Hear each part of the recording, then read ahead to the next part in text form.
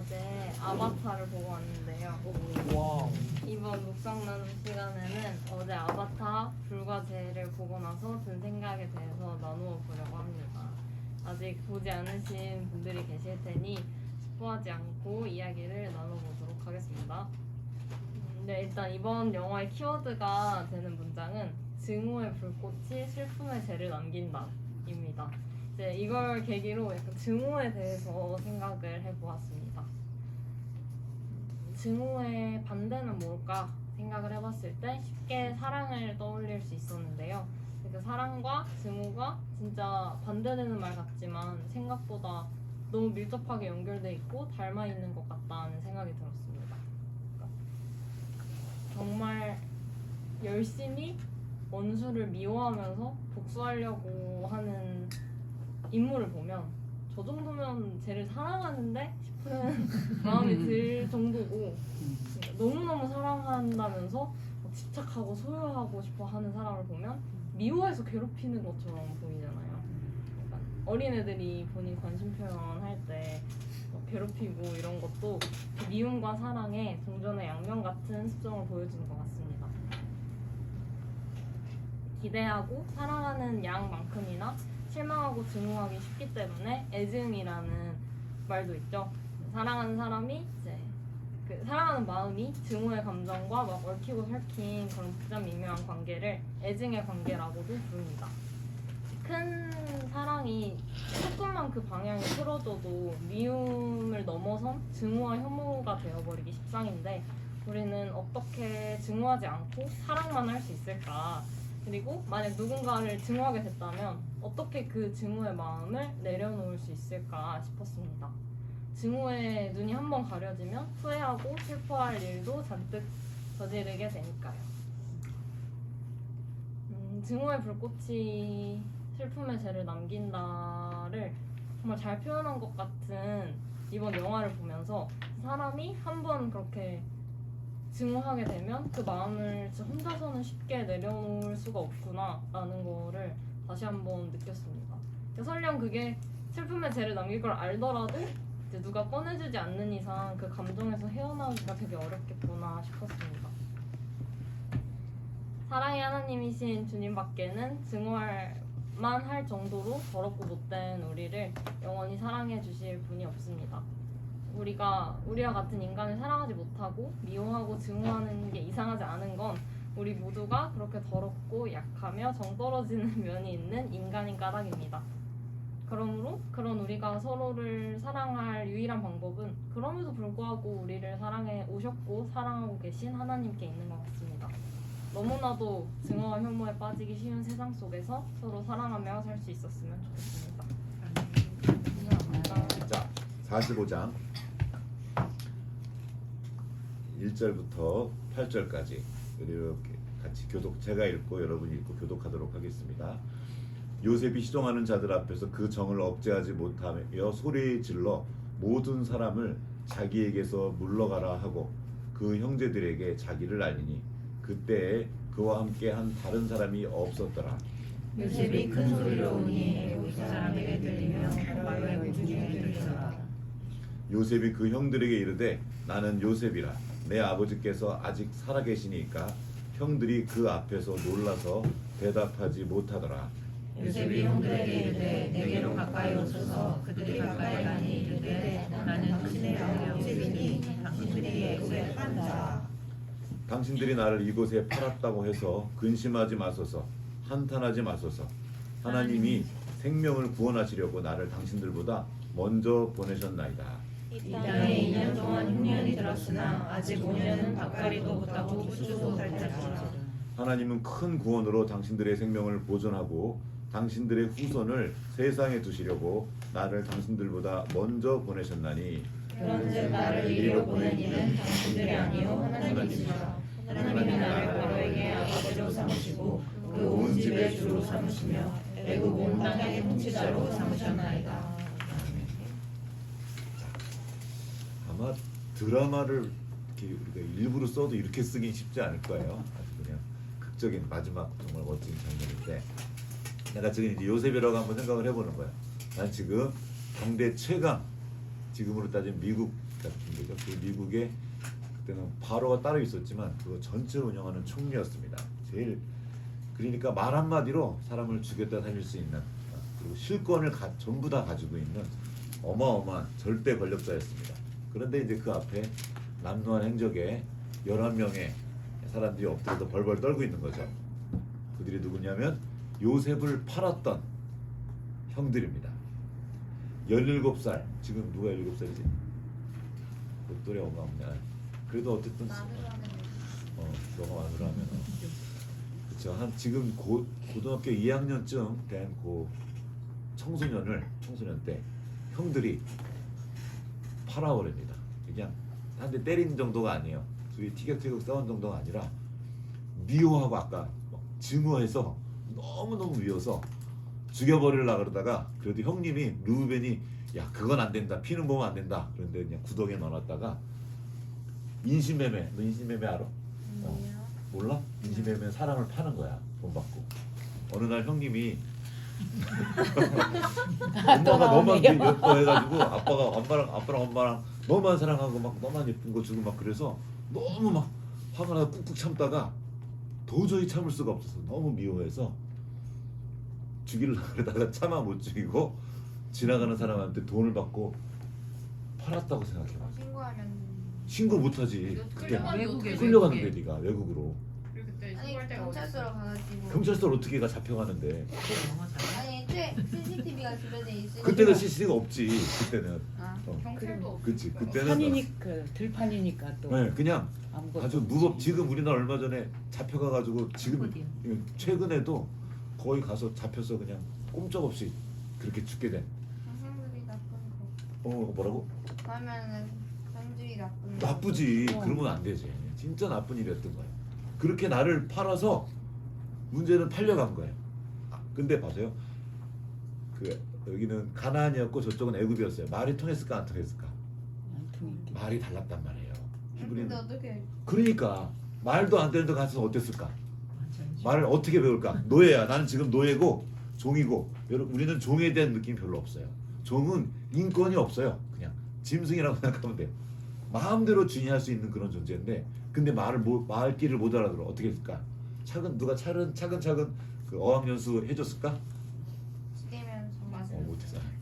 제일 빠른 맞으면서 배우는 거야. 맞은 다음에 아 이게 그 말이구나 하고 배웠던 거죠. 그러니까 말도 못할 딱 청소년기 그런 시간을 지옥 같은 시간을 보냈고 얼마나 아빠가 사랑받던 아들에서 혼자만 따로 예쁜 옷 입고 막 그랬던 사랑받던 아들에서 어느 날 갑자기 인생이 완전히 망가진 겁니다. 그리고 거기서 정말 힘겨운 눈물의 시간을 보냈겠죠. 분노를 이를 막 가를 수도 있고 막 피가 막 거꾸로 흐르는 것 같아요. 너무나 억울하고 잃어버린 내 청춘 10대의 시간을 그냥 그때부터 한 10여 년 이상 감옥에 가고 억울하게. 그런데 지금 한 칼에 복수할 기회가 왔어요. 내 앞에 온 거예요. 그 형들이. 어떻게 이제 끝내버리면 됩니다. 형들 입장에서 어땠을까요? 부들부들 이제 난 죽은 거야. 내가 한 일이 있잖아요. 난 이제 우리 이제 죽었구나. 그런데 그 숨막히는 이제 죽었구나 하는 그 순간에 어쩌면 인류 역사상 정말 위대한 가장 큰 고백일 수도 있어요. 8절 말씀을 한번 같이 읽어보겠습니다. 오늘 설교 제목인데 나를 이리로 보내시니 한번 읽어보겠습니다. 시작. 그런즉 나를 이리로 보낸 이는 당신들이 아니요 하나님이시라. 하나님이 나를 바로에게 아버지로 삼으시고 그 온 집의 주로 삼으시며 애굽의 온 땅의 통치자로 삼으셨나이다. 나를 이리로 보낸 이는 당신들이 아니요 하나님이시라. 이게 말이 돼요? 나를 애굽으로 보내는 게 누구예요? 팩트를 말하면 누구예요? 형들이죠. 형들이 가해자고 요셉은 피해자입니다. 근데 요셉은 그냥 그 사실을 말하지 않고 사실 너머의 진실을 말합니다. 나를 여기 보낸 건 형들이 아닙니다. 하나님이 나를 이곳에 보내셨다. 약간 어려운 말로 파송이라 그러죠. 나를 보내셨다는 거예요. 어떻게 이렇게 말할 수 있었을까? 요셉은 도대체 어떤 안경, 이거를 관점이라 그러거든요. 어떤 세계관을 가졌기 때문에 이걸 다시 본 거예요. 우리 요셉의 인생을 통해서 우리의 인생을 해석해내는 진짜 실력에 대해서 좀 오늘 함께 찾아가 보려고 합니다. 자, 여기서 이거를 풀어가는 아주 중요한 말씀이 있어요. 한번 창세기 40장 8절을 한번 읽어볼게요. 요셉이 감옥에 있을 때 그때 그 술 맡은 관원장한테 했던 말이에요. 자, 한번 읽어보겠습니다. 창세기 40장 8절 같이 읽어보겠습니다. 시작. 그들이 그에게 이르되 우리가 꿈을 꾸었으나 이를 해석할 자가 없도다. 요셉이 그들에게 이르되 해석은 하나님께 있지 아니하니까 청하건대 내게 이르소서. 해석은 하나님께 있다. 이게 요셉이 가지고 있던 세계관입니다. 자, 우리는 살면서 수많은 사건들을 만나요. 속상한 일, 억울한 일, 화나는 일, 어떤 실패, 질병, 관계가 깨어진 것. 우리는 그런 일을 만날 때 보통 그 사건 자체에 아주 매몰돼 버립니다. 왜 나한테 이런 일이 생기지? 짜증나. 너무 억울해. 너무 속상하고 어떤 사람은 아이 재수없어. 이렇게 말하는 거죠. 그런데 그 사건 자체가 아니라 그것을 어떻게 해석하느냐가 중요하다. 이게 일종의 세계관입니다. 세상 사람들의 세계관은 뭐냐면 모든 것은 우연이에요. 우연이 과학이에요. 지금 우리가 알고 있는 과학도 뭐 진화 생물학 이런 걸 보면 우연이 계속 쌓여서 오늘의 내가 되었다. 이게 기본적인 세계관이에요. 그리고 오늘날 가장 지혜롭다고 하는 유명한 그런 강사들의 얘기도 그런 거 없어. 의미 같은 거 없고 우연히 그렇게 된 거야. 이렇게 말을 합니다. 그런데 요셉에겐 우연이 없습니다. 요셉에게는 이 세상의 통치자가 하나님이셔요. 하나님의 허락 없이는 나한테 어떤 일도 올 수가 없어요. 이거는 성경 전체를 관통하는 성경의 세계관입니다. 하나님이 통치하신다. 이건 예수님의 세계관이기도 합니다. 여러분 그 말씀하세요. 참새 2마리가 한 아사리원에 팔리지 않느냐. 그러나 너희 아버지께서 허락하지 아니하시면 그 하나도 땅에 떨어지지 아니하리라. 이게 마태복음 10장 29절에 나와 있는 말씀인데 참새 한 마리도 그냥 땅에 안 떨어진다는 거예요. 하물며 하나님이 사랑하시는 사람인 우리에게 오는 일들이 우연이겠느냐는 거예요. 하나님의 허락 없이 그 일은 내게 올 수 없었다는 거예요. 세상에 우연은 없다는 겁니다. 형들이 요셉을 판 사건은 사실입니다. 팩트예요. 하지만 요셉은 그 사실을 너머에 있는 진실을 보았습니다. 그건 뭐예요? 그 뒤에서 움직이고 계신 하나님이에요. 이것이 요셉의 해석이었습니다. 성경을 이것을 섭리라고 불러요. 세상은 우연을 의지해 살아갑니다. 근데 우리는 하나님의 섭리를 믿는 거예요. 이해할 수 없어요. 지금 뭘 다 안다는 거 아닙니다. 뭔가를 다 알아서 하는 게 아니라 내가 알 수 없지만 뭔지 잘 모르지만 하나님이 지금 나와 함께 하시고 움직이고 계신다는 거예요. 여러분이 앞으로도 마찬가지예요. 여러분이 어떤 사건을 만나면 중요한 건 어떤 일이 일어났느냐 이 자체가 아니라 그거를 어떻게 해석하느냐입니다. 그리고 누가 해석하냐는 거예요. 자, 내가 해석을 해볼게요. 나는 아무리 잘 봐도 내가 전체를 볼 수 있습니까? 전체를 볼 수 있는 존재는 아무도 없어요. 그냥 눈에 보이는 것만 보는 거예요. 그 뒤에 있는 걸 볼 수 있는 힘이 없어요. 이렇게 어떤 사건을 보면 그 모퉁이만 뒤로 돌아가 봐도 알 수 있는데 우리는 그걸 보지 못해요. 수많은 영화나 드라마를 보면 딱 겉으로 드러난 사건 때문에 모든 걸 다 판단해요. 내가 해석한 거죠. 거기 불의 아바타에 있는 그 불에 대해 아주 나쁜 역할이 나오는데 저도 봤는데 그 사람도 자기 인생에 다가온 엄청난 고난 앞에서 고통 앞에서 그는 결정한 거야. 자기가 해석한 거야. 이거는 신이 있을 수 없다. 거기 아이와라가 나와 있는 이거는 안 된다. 그런 존재는 없다. 이거는 이 정도는 괜찮은 저거 네, 스포 이 정도는 다. 그런데 그런 거예요. 어떻게 이런 일이 있을까? 하나님이 통치자라고 하나님이 선하시다며 하나님이 선하신데 왜 나한테 이런 일이 일어나지? 이건 말도 안 돼. 하고 내가 그 사건을 해석하는 거예요. 형과 싸웠어요. 아니면 누군가 싸웠어요. 아니면 누군가 나를 해코지를 했어요. 도저히 이해할 수 없는 나쁜 일들이 계속 오늘도 저도 오늘 새벽에 못 봐가지고 지금 못 들은 뉴스였는데 지금 세상에는 하나님이 살아계시면 어떻게 이런 일이 벌어지지? 이런 일들이 계속 일어나고 있습니다. 그 해석을 내가 섣불리 하려고 할 때 우리는 이제 분노에 휩싸이는 거죠. 그리고 내가 해석을 하고 판단자가 되고 그 다음엔 어떻게 되냐면 심판자가 됩니다. 내가 해결하는 이게 수많은 영화나 드라마의 주제죠. 복수하는 거, 없애버리는 거예요. 나를 고통을 준 사람을 제거하는 거죠. 그러면서 가해자가 피해자가 되고 이 피해자가 다시 가해자가 되는 일이 계속 반복되는 우리가 사는 세상입니다. 그런데 요셉은 그 해석에 누구한테 있다고 그래요? 하나님께 그 해석이 있다고 합니다. 그러면서 어떻게 그가 그 인생의 수수께끼를 풀어갔는지 이 창세기에 아주 자세히 나와 있어요. 그것을 하나님의 인생학교라고 저는 이름 붙여봤습니다. 인생학교 제가 선망하는 인생학교 교장인데 하나님이 우리 인생 가운데 두신 학교가 있는 거예요. 인생 전체가 학교죠. 그냥 애매한 고난이 아니라 적어도 요셉에게는 훈련이었습니다. 하나님은 왜 그런 험한 곳으로 요셉을 보내셨습니까? 하나님을 그 힘든 시간들을 통해서 요셉을 빚으시고 요셉이 성장하도록 도우십니다. 그 시간은 그가 감옥에서 보내고 팔려가서 종살이했던 시간은 허송세월한 시간이 아니라 하나님이 마련하신 최고의 훈련 코스였습니다. 인생학교였죠.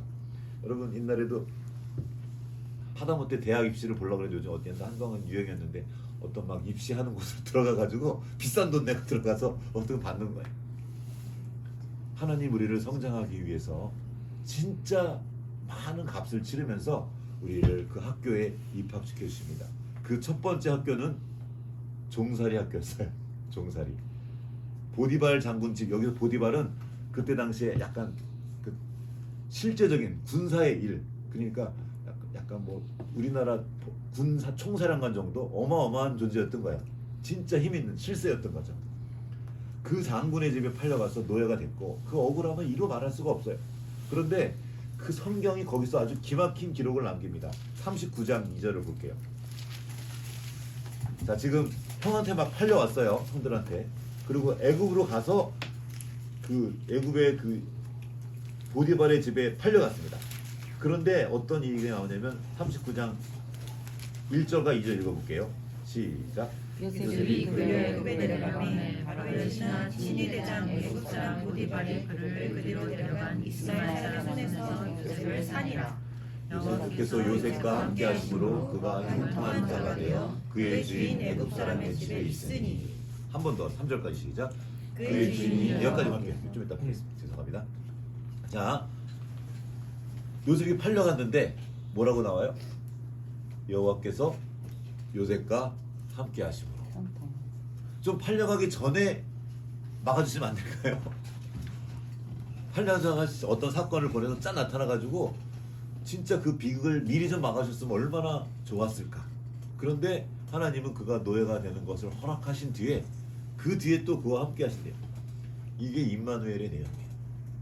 하나님 옛날에 이 임마누엘이 나왔던 그 장면이 옛날에 그 아하스 왕 때였는데 저쪽에 있는 다른 나라들이 쳐들어오기 전에 막아주시면 좋은데 쳐들어오는 걸 허락하시고는 내가 너와 함께 하시겠다.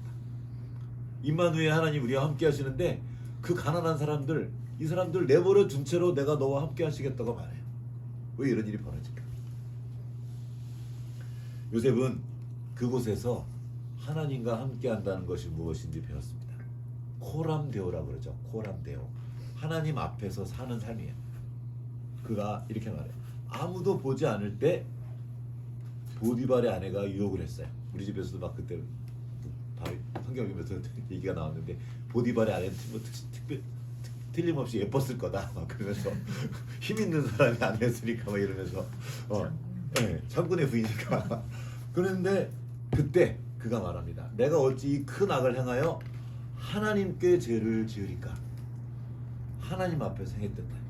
그는 노예였지만 주인의 눈치를 그냥 본 게 아니라 하나님의 앞에서 행했어요. 모든 일에 최선을 다했습니다. 주님께 하듯 했어요. 있든 없든. 그러니까 그 주인이 그냥 다 맡겨. 요셉이 일단 뭔가를 하면 다 맡겨버리는 거야. 진짜 신뢰할 만한 사람이니까. 그는 그곳에서 실물 경제를 배웠습니다. 큰 집에 운영하는 이 일이 보통 일이 아니에요. 그 가정을 다 돌보면서 모든 경제가 돌아가는 것, 애굽이 돌아가는 것, 어떻게 움직이는지 살림을 배웠어요. 최고의 경영 수업이었죠. 이 모든 과정을 통해 아까 읽다 말한 그걸 한번 읽어볼게요. 3절 읽어볼게요. 39장 3절 시작. 그의 주인이 여호와께서 그와 함께 하심을 보며 또 여호와께서 그의 범사에 형통하게 하심을 보았더라. 굉장히 중요한 내용입니다. 자, 우리는 하나님이 함께 하시는데 나한테 왜 이런 일이 벌어져요? 라고 말하지만 성경은 뭐라고 말하냐면 요셉도 하나님과 함께 했다는 것을 보여주는 거예요. 그리고 하나님이 함께 하시는 것을 누가 알아요? 주변 사람이 알아요. 그의 권위자가 알아요. 쟤는 뭔가 다르네. 뭔가 특별하네. 하나님이 함께 하시는 것을 인식한다는 겁니다. 우리는 하나님 앞에 가서 왜 나 함께 하신다며 나한테 이런 일이 벌어져야 라고 말하지만 오히려 하나님은 그 함께 하심을 나타내라는 거예요. 자, 우리에게 주어진 것은 이거예요. 하나님의 함께 하심을 나타내는 건 우리의 일입니다.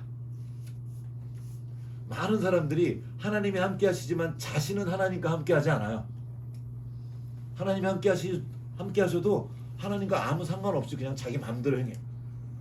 그럼 그 하나님의 함께 하심을 다른 사람이 볼 수 없습니다. 하나님이 함께 하신 걸 내가 인식하고 나도 하나님과 함께 하는 거예요. 하나님이 나와 함께 하시는구나. 내 앞에 온 이 일이 우연이 아니고 하나님의 허락 가운데 온 일이구나. 하나님이 우리와 함께 하시는 얘기라.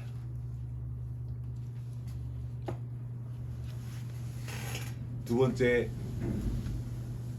학교는 감옥 학교였습니다. 정직하게 살았는데 그 유혹을 뿌리치고 하나님 앞에서 했는데 돌아온 건 누명이었습니다. 성폭력 미수범이죠. 성폭력 미수범. 아주 파렴치한 사람으로 이제 몰린 거죠. 정말 억울했을 것 같아요. 저는 여러 가지 기분 나쁜 감정 중에 억울한 게 제일 싫은데 되게 너도 그렇지 않냐? 내가 되게 억울한 너무 억울해. 어떤 게 더 싫어? 분한 거. 그러니까 억울하고 분한 거. 정말 분한 그 상황에 이런 억울한 게 없는 거죠. 그때 저는 질문합니다. 하나님이 사랑이시면 이러면 안 되는 거 아닙니까? 이렇게 정직하게 살려고 하는데 막 살 때 그냥 그랬으면 모르는데 열심히 살려고 하는데 그런 나한테 왜 이러실까? 그러나 그 또한 하나님의 학교였습니다. 거기는 일반 잡범들이 가는 그런 학교가 아니었어요. 그런 감옥이 아니었어요. 왕의 죄수를 가두는 것, 즉 정치범 수용소였습니다. 거기는 당대 최고의 고위 관료들이 옵니다. 술 맡은 관원장이 오죠. 술 맡은 관원장이 어떤 사람이었냐면 왕의 곁에서 술을 따르는 사람이었어요. 근데 그때 당시에 술은 아무나 따랐을까요? 중요한 사람이 따랐을까요? 그때는 독살이 많았어요. 술이가 독타만. 왕에다 술에 독타는 사람이 많았기 때문에 왕이 가장 신뢰하는 사람한테 술 맡은 관원장을 맡긴 거예요. 그리고 왕이 같이 이야기할 만한 사람. 지금으로 따지면 비서실장 같은 사람. 실세 중에 실세인 거예요. 이거 어마어마한 존재인 거죠. 그런 사람들이 거기 와 있는 거예요. 떡 맡은 관원장, 이것도 요리하는 사람이 그냥 요리가 아닌 거예요. 그렇게 왕의 최측근들이 와서 거기 오는 그런 감옥인 거죠. 그 사람들의 시중을 드는 거예요. 계속 얘기하고 들어보고. 그리고 그 모든 것을 관장하는 사람이 됩니다. 거기서도.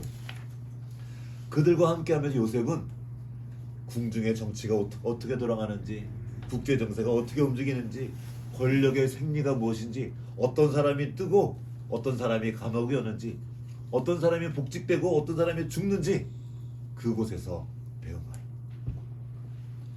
정치와 행정을 가르치는 놀라운 대학원이었던 겁니다. 그것에서 그는 이제 꿈을 해석해 주죠. 술 맡은 관원장이 복직됐어요. 우리는 이 얘기만 들으면 요셉이 거기서 좋았는 걸로 착각해요. 좋지 않았어요. 너무 힘든 시간 감옥에서도 보냈던 거예요. 왜냐면 너무 억울하고 보냈던 거예요. 요셉이 말해요. 그 여기 보면 뒤에 40장 14절 15절 보면 15절 볼게요. 나는 히브리 땅에서 건져온 자 여기서도 옥에 갇힐 일은 행하지 아니었습니다. 그러면서 말합니다. 나를 건져 주십시오. 나중에 당신이 복직되면 날 좀 살려주세요. 날 감옥에서 꺼내주세요. 난 너무 억울한 사람입니다. 이렇게 이게 사무쳤어요. 너무나 힘들었어요. 요셉도 괜찮았던 게 아니었습니다.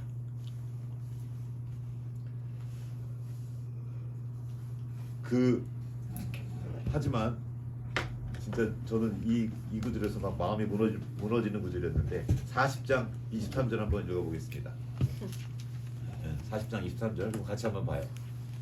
요셉의 이야기 중에서 가장 제가 마음이 무너진 40장 23 다 같이 시작. 술 맡은 방언장이 요셉을 기억하지 못하고 그를 잊었더라. 따라해볼게요. 그를 잊었더라. 그를 잊었더라. 잊어버린 거예요. 그렇게 간곡하게 부탁을 했는데 잊어버린 거죠. 더 슬픈 말은 그 다음 절입니다. 41장이 이렇게 시작해요. 몇 년 후에? 2년? 12년 후에. 웃었어요. 우리가. 12년. 2년 2년 꼬박 동안 2년을 꽉 채운 뒤에. 감옥. 지금도 군대 2년 아니에요? 지금은? 1년 반. 1년 반 됐지. 군 생활을 다시 한 그 기간 너 어떻게 그렇게 잘하냐? 네가 어떻게 알아? 벌써 군대 가는군요. 와. 네. 2년이면 군 생활하는 시간이었어. 저보고 2년 동안 다시 근데 북한은 10년인데. 그래 너 많은 걸 아는 거야. 와. 네. 그냥 아무 설명 없이 12년 동안 요셉은 더 기다려야 됐습니다. 그리고 그때 알았겠죠. 사람은 믿을 게 못 되는구나. 내가 하나님만 의지해야 되는구나. 기대를 내려놓고 이제 하나님만 의지하는 시간을 받는 거예요. 거기에서 배운 거죠. 여러분 한번 뭔가를 깨달았다고 그것이 나의 실력이 되지 않습니다. 반복할 시간이 필요해요. 훈련받는 거죠. 그 종살이 훈련 동안 그는 온 몸으로 머리로만 아니라 일단 애굽의 말을 배웠겠죠. 온 삶으로 온 몸으로 체득합니다. 그 나라의 경제를 어떻게 살아가야 되는지. 그리고 감옥에서의 그 시간 동안 그는 또 온 몸으로 그 역사를 움직이는 하나님의 일하심을 배우는 거죠. 자, 이제 우리는 우리의 삶으로 좀 들어가 보면 좋겠습니다. 우리가 있는 곳, 학교, 직장, 너무나 힘들고 어려운 일들이 내 앞에 벌어질 수 있습니다. 왜 나한테 이런 일이 벌어지지? 왜 나만? 하나님이 살아계신 게 정말 맞아? 어떻게 이러실 수가 있지? 근데 그때 요셉은 하나님과 함께 있었던 거예요. 하나님의 해석을 따르며 하나님의 훈련학교에서 열심히 훈련을 받는 겁니다. 훈련 받으면 옛날 영화 같은 거 보면 훈련 받다 도망가죠. 너무 힘들면 도망가 버리는 거예요. 근데 그 시간을 버틴 사람들이 사람이 되는 거죠. 우리나라에도 그 얘기가 있어요. 그 시간을 버텨낸 곰이 사람이 된 이야기. 우리에게 그 인내의 시간은 약속이 이루어지는 시간입니다. 히브리서에 나와 있어요. 어떻게 우리가 하나님의 약속을 받지? 하나님이 그 시간을 허락해요. 여기 시편 105편에 그런 얘기가 나와요. 언제까지냐? 여호와의 말씀이 그를 이루어질 때까지 그 일이 허락됐다는 거예요. 그리고 하나님의 말씀이 그를 단련하셨도다 이런 표현이 나와요. 단련이 뭐죠?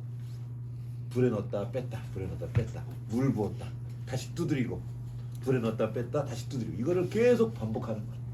이거를 많이 할수록 칼이 더 정련된 고급 칼이 되는 거예요. 용도가 달라지는 거죠. 왜 많이 넣었다 뺐다 하냐면 뜨거운 불에 넣었다 찬물에 넣었다, 용도가 다른 거예요.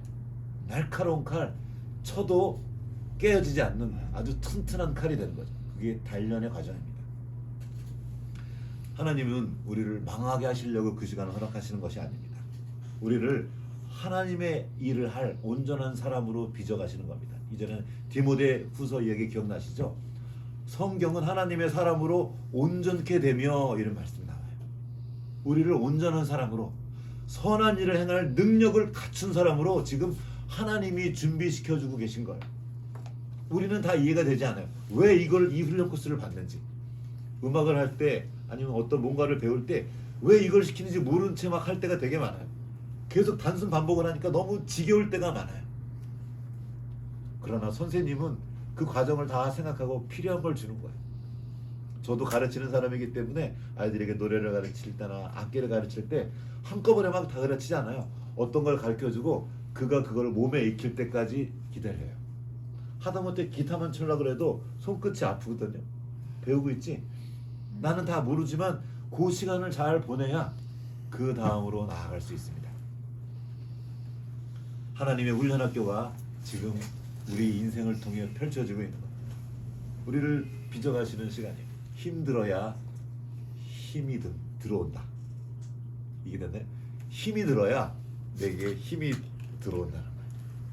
요즘에 저 이제 달리기 할 때도 엄청 고통스러운 시간을 계속 지나야 그 시간이 늘어나는 거예요. 내 힘이 달리는 시간이 길어지고요. 힘이 생기는 겁니다. 더 오래 뛸 수 있는 능력이 갖춰지는데 그건 저절로 갖춰지지 않아요. 달리기 책 100권 읽어도 나의 능력은 늘어나지 않습니다. 그 고통을 내가 견뎌내는 시간이 길어져야 달리기 능력이 커집니다. 요즘에 8개월 이거 뭐죠? 턱걸이도 하고 있어요. 지금 한 번에 한 7개 해야죠. 요즘. 하나도 간신히 어느 날 딱 매달렸는데 이게 안 되는 거예요. 근데 지금 한 이제 7개씩 해요. 7개. 한 개인데. 뭐라고? 하나도 못 하는데. 너 하나도 못해. 그러는 거야. 팔굽혀펴기는 한 이제 한 50개 해요. 처음에는 힘들지만 이거 계속. 여기 다니도 못 하는데. 그렇지. 왜냐면 이제 안 해서 그래. 하다 보면 돼. 하다 보면. 아니 근데 하는데요. 그러니까 처음에는 그래서 바로 하지 않고 무릎 꿇고 하는 팔굽혀펴기. 그것도 어려우면 서서 벽 잡고 하는 팔굽혀펴기. 이렇게 단계적으로 계속 그 훈련들을 하면서 우리 안에 힘이 들어오는 거예요. 지혜가 들어오고 어떤 어려움이 왔을 때 그거를 어떻게 풀어야 될지 아는 거예요. 그 집은 그 가정 총무로 있으면서 엄청나게 많은 일들이 있어요. 수많은 사람들이 먹고 마시려면 이런저런 일들이 있을 거란 말이에요. 그걸 어떻게 풀어야 될지 그 지혜가 자라는데 이건 책 보고 하는 게 아닙니다. 책 보고 아이디어는 얻을 수 있으나 그것이 실제로 나에게 내면화되고 나의 실력이 되려면 그 현장에서 그 시간들을 통과해야 돼. 사람의 관계의 어려움도 있었을 것이고요. 막힌 일 때문에 아주 답답했을 때도 있을 것입니다. 그런데 그 모든 시간을 실제로 요셉이 하나님과 함께 통과합니다. 그러자 그 안에 실력이 쌓이는 거예요. 한편 야곱은 어땠냐? 야곱은 그 오랜 시간을 지나는 동안에도 여전히 옛날에 머물러 있었어요. 나중에 형들이 이제 베냐민의 소식을 전했다가 야곱한테 가니까 야곱이 막 말하죠. 왜 베냐민 얘기를 왜 해가지고 나를 괴롭게 하느냐 막 그랬어요. 자식들이 아버지를 괴롭힌 게 아니고 자기가 자식들을 괴롭히고 있는 걸 모르는 거예요. 우리는 자기가 괴로운 것만 생각합니다. 자기 때문에 주변 사람들이 다 괴로운 걸 모르고 있어요. 왜 조금 이제 어디나 가면 누군가를 괴롭게 하는 그런 사람이 이렇게 빌런이 한 명씩 있다고 하죠. 우리는 그 빌런을 전문 용어로 또라이라고 부르는데 주변에 빌런이 없으면 또라이가 없으면 자기가 또라이인지 의심 안 하고 누가 그러더라고요. 야곱이 사실 그랬던 거예요. 왜 편애를 해가지고. 네. 그 모든 일의 원흉이 자기였단 말이에요. 자기가 편애하고 자기가 자기 빠져 욕심에 빠져 있고 그리고 그 양식을 의지하고. 근데 너무 한 곳만 좋아하는 건 안 좋은 것 같아요. 그러니까 말이야. 그랬던 거예요. 맞아. 자기가 괴롭게 하면서 자식들한테 나를 괴롭게 하냐고 말했고, 그러나 실제로 그를 지금 괴롭히는 건 누구예요? 하나님이 괴롭히고 있었잖아. 야곱을 가만히 안 두는 거예요. 왜? 야곱이 괜찮아져. 야곱이 하나님만 의지할 때까지 자기만 바라보고 자기 감정만 생각하고 자기 안에 있던 그 자기의 감옥에서 나올 때까지 하나님이 그를 놔두시지 않는 거예요. 괴롭히는 거예요. 날 좀 내버려둬, 내 마음대로 하게. 아니에요. 하나님이 그를 내버려두지 않으시는 거예요. 그를 자유케 해주기 위해서. 그리고 나중에 말하는 거예요. 야곱, 그가 내가 내 자식을 잃으면 잃으리로다 말하면서 이제 그가 야곱을 자기의 그 둘째 마지막 막내 아들 베냐민을 잃으려다 하고 선언하는 순간 오히려 잃어버렸던 아들 요셉까지 돌아오는 기적을 만납니다. 여기서 제가 본 것이 내가 다 나이가 많다고 빨리 깨닫는 게 아닐 수도 있어요. 내가 아빠라고 내가 선생님이라고 나이가 어려도 그 시간을 잘 통과한 사람이 훨씬 빨리 깨달을 수 있어요. 지금 앉아있는 우리 다음 세대 내가 어른이라고 다 되는 게 아닌 거죠. 우리가 귀 기울여 들을 수 있어야 돼요. 그 훈련 코스를 잘 통과하는 거죠. 요셉은 남 탓하지 않았습니다. 그래서 하나님의 관점으로 바라보는 실력을 키웠던 겁니다. 처음부터 그랬던 것이 아니에요. 너무도 그도 너무 힘들어서 오죽하면 자기 아들의 이름을 그 고난을 내가 잊었다 그 이름이 문하세거든요. 얼마나 고통스러웠으면 자기 아들 이름을 그렇게 적겠어요. 그리고 그 모든 시간을 통해서 요셉은 자라납니다. 하나님이 그를 훈련시키는 거였죠. 그리고 요셉 때문에 너무 주눅들 필요 없어요. 하나님이 그를 훈련시키고 있는 거죠. 그리고 그것은 말로 되지 않습니다. 결국에는 그 힘겨운 시간들을 통과하긴 할 거예요. 상경아, 이제 너 엄마 떨어져 갈 텐데 힘겨운 일들이 있을 거야. 그런데 그 힘겨운 일들을 통과하면서 네가 성장할 걸 나는 알고 있어. 넌 그래서 잘 될 거야. 아멘. 우리에게 허락된 그 일들은 우리를 괴롭게 하려고 너 한번 당해봐라. 벌 주시는 것이 아니에요. 우리가 우리 안에 있는 그 어마어마한 가능성과 능력을 아시기 때문에 그 능력을 꺼내도록 자라나도록 지금 주님께서 도우시는 겁니다. 그 모든 훈련 코스를 통과한 야곱이 이제서야 고백하는 거예요. 처음서부터 이렇게 훌륭한 요셉이 아니었다는 거예요. 한번 보겠습니다. 아까 읽었던 그 말씀이죠. 하나님이 나를 이리로 보내신 분은 당신들이 아니고 하나님이었다고 하나님이 함께 하신 시간을 경험한 요셉이 이제 이렇게 고백하는 거예요. 그리고 맨 마지막에 또 그래요. 야곱이 죽고 나자 형들이 이제 무서워진 거예요. 이제 아버지가 살아갈 때는 아버지 때문에 우리를 이렇게 했지만 죽고 나면 다시 보복할지도 몰라. 그래가지고 형들이 가서 말해요. 엎드려요. 다시 형들이 첨처럼 가가지고 다 같이 엎드려서 주인님 우리를 용서해 주세요. 그렇게 말하면 뭐라고 말하냐면 당신의 아버지께서 우리를 용서해 주라고 말씀하셨습니다. 이렇게 말해요. 날 좀 살려달라고 하는 거죠. 그때 요셉이 답답해하면서 말합니다. 창세기 50장 읽어볼게요. 거의 왔어요. 창세기 50장 17절에 이렇게 말하는 거예요. 이제 우리를 용서해 주세요. 이렇게 말하니까 엎드려 이르되 우리는 당신의 종들입니다 하고 형들이 말했어요. 그러자 요셉이 말합니다. 19절 20절 시작. 요셉이 그들에게 이르되 이르되 두려워하지 마소서 내가 하나님을 대신하리이까 당신들은 나를 해하였으나 하나님은 그것을 선으로 바꾸사 오늘과 같이 많은 생명을 구원하시려 하셨나니. 그 다음까지 읽어볼게요. 시작. 당신들은 두려워하지 마소서 내가 당신들과 당신들의 자녀를 기르리라 하고 그들을 간곡한 말로 위로하여라. 놀랍지 않습니까? 원수의 자식들, 그 자식들까지 내가 키운다는 거예요. 요셉은 본 거예요. 하나님이 나를 이렇게 고생시킨 이유를 많은 사람들의 생명을 살리고 뿐만 아니라 우리 가족 전체를 살리기 위해서 그 일을 하셨다는 거예요. 이것이 하나님의 섭리고 우리가 다 알 수 없지만 하나님은 그 일을 지금 행하고 계신다는 거예요. 저도 지금 제가 이해하지 못할 일들이 제 주변에 계속 일어나고 있어요. 그리고 지금도 날마다 어떤 씨름들이 있습니다. 어떻게 해야 될지 모를 때가 있어요. 하나님이 말씀하십니다. 그 해석을 네가 하려고 하지 말아라. 해석은 나에게 있다. 그리고 네가 심판자가 아니고 내가 심판한다.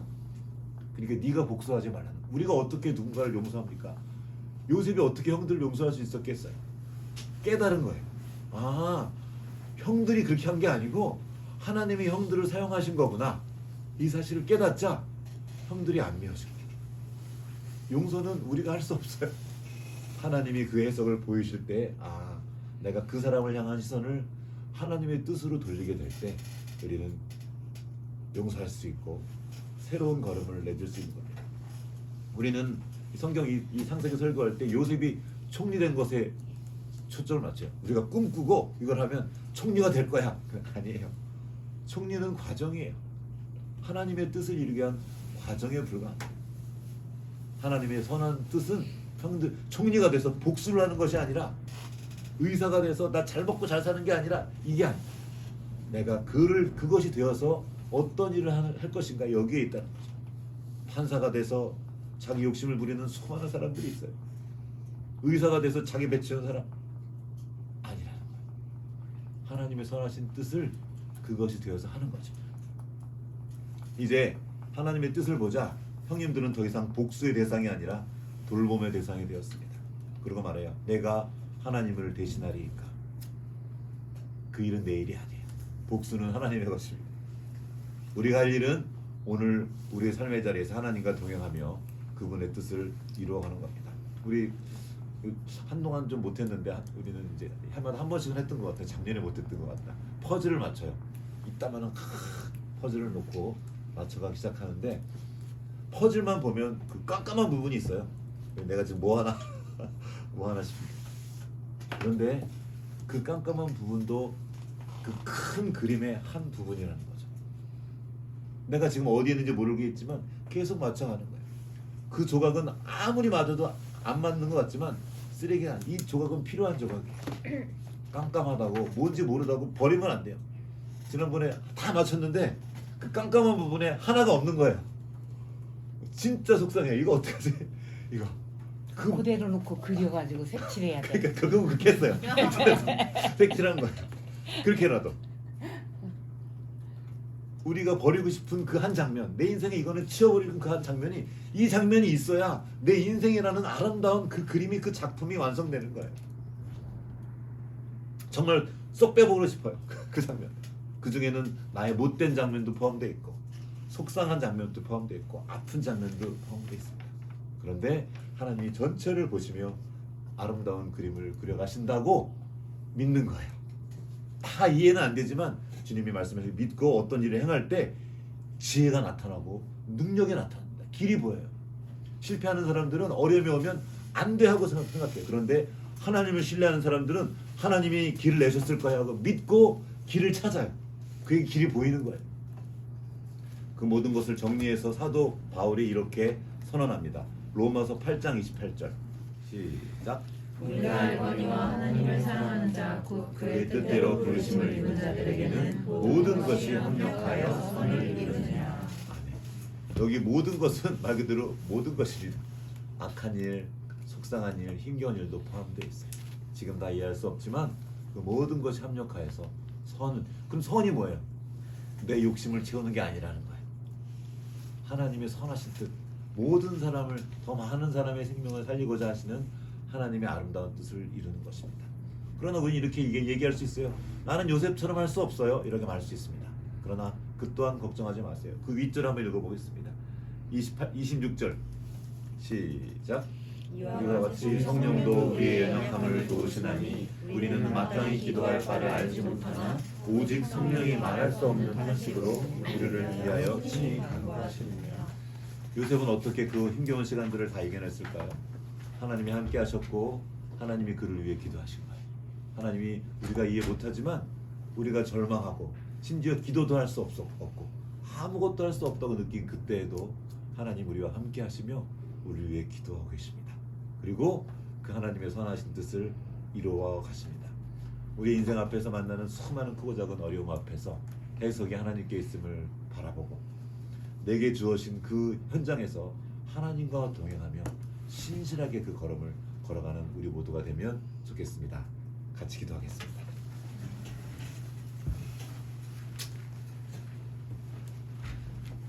하나님 아버지, 요셉의 인생학교를 통해서 우리에게 비추신 하나님의 뜻을 우리가 더 선명히 보기 원합니다. 우리 인생 가운데 주신 하나님의 인생학교, 그곳에서 도망가지 않겠습니다. 그 힘겹고 어려워 보이는 시간들 때문에 원망하고 불평하고 뒤로 돌아가는 것이 아니라 그곳에도 함께 계시는 그 임마누엘의 하나님을 바라보며 주님과 동행하고 주님 앞에서 행하며 주님께서 우리 안에 담아두신 그 아름답고 놀라운 생명의 진실을 나타내게 원합니다. 주님, 우리를 도우시고 주님과 동행하는 그 기쁨을, 그리고 그로 인해서 하나님께서 행하시는 그 아름다운 일들을 바라보기 원합니다. 주님, 우리 인생을 인도하여 주시옵소서.